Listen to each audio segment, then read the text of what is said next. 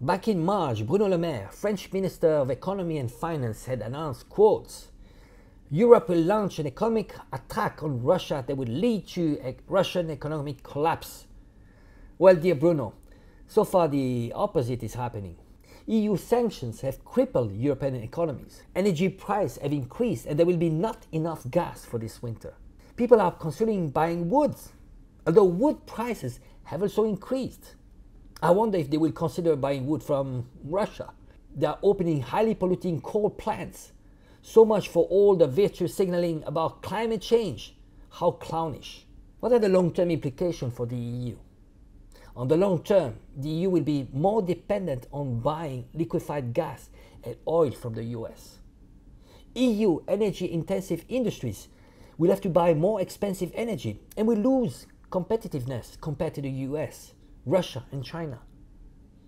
Those energy-intensive industries, such as oil refinery, metallurgy and chemical industry, will have to consider leaving the EU, and this could be the beginning of the desindustrialization of the EU. One example is the Slovalco plant, which is the largest aluminium producer in Slovakia. It will stop production of aluminium in September due to the sharp increase in the cost of electricity. This is just the tip of the iceberg. German prosperity and competitiveness of the last decades was mainly due to the access of cheap energy from Russia.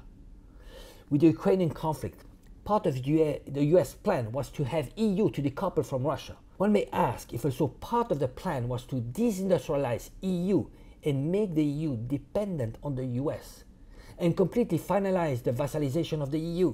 The EU completely forgot that GDP, after all, is energy converted. To simplify, adding to energy some labors makes GDP.